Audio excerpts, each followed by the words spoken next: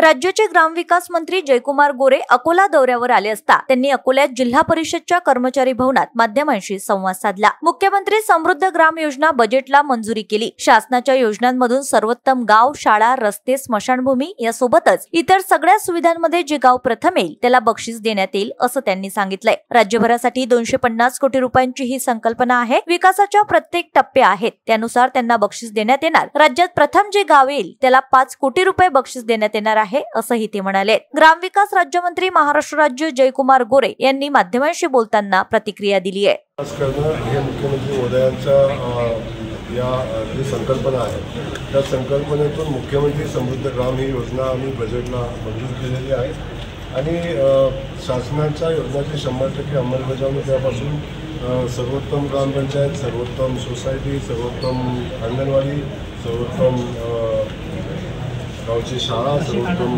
स्मशानभूमी, गावातले सर्वोत्तम रस्ते, गावातल्या सगळ्या सुविधा ज्या आहेत लोकांना येण्याच्या या सगळ्या सुविधावर खूप मोठं काम या स्पर्धेच्या निमित्तानं होणार आहे। आणि या स्पर्धेमध्ये भाग घेणाऱ्या गावांना जो पहिलं बक्षीस महाराष्ट्रातलं 5 कोटीचं आहे, साधारण आम्ही 250 कोटी रुपयाची बक्षीस आहे। या निमित्तानं गावागावाला आपण देण्याचा निर्णय घेतला, तालुका पातळीपासून राज्य पातळीपर्यंत, आणि त्यातून एक विकासाची स्पर्धा होईल आणि गावखेडी जे आहे गावाचा विकास मजबूतीनं होईल अशी संकल्पना मुख्यमंत्री मोदी यांची आहे आणि त्यातून ही स्पर्धा आम्ही आणली। तुम्ही सांगितलं की 5 कोटी नेमका बक्षिसांच्या रकमेचं थोडं सांगा ना। 5 कोटी राज्यस्तरावर जे पहिलं गाव येईल त्याला 5 कोटीची नाही, याच्यामध्ये खूप टप्पे आहेत।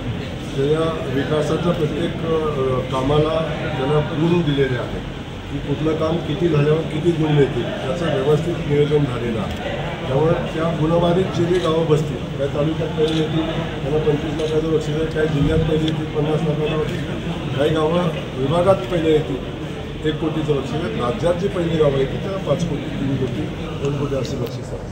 हे बक्षीस हा एक त्यातला भाग आहे, यातून विकास होणं हे सगळ्यात महत्त्वाचं आहे। ही विकासाची स्पर्धा आहे। सर, एक शेवटचा 5 तारखेचा जो मोर्चा होत आहे उद्धव ठाकरे राज ठाकरेचा मराठीवर, तो मोर्चा काढण्याची वेळ येऊ देणार नाही असं उपमुख्यमंत्री अजित पवारांनी म्हटलं आहे। सरकार बॅकफुटवर आलंच वाटतं का?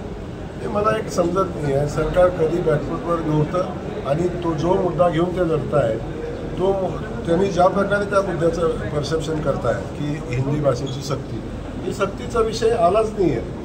आता आपण मराठी, आपली भाषा मराठी आहे आणि आपली राजभाषा मराठी आहे महाराष्ट्राची, आणि महाराष्ट्रात मराठीच चालेल, पण याच्यासोबत बाकीच्याही भाषा आपल्या मुलांना आल्या पाहिजे ही संकल्पना ठेवणं चुकीचं कसं म्हणता येईल?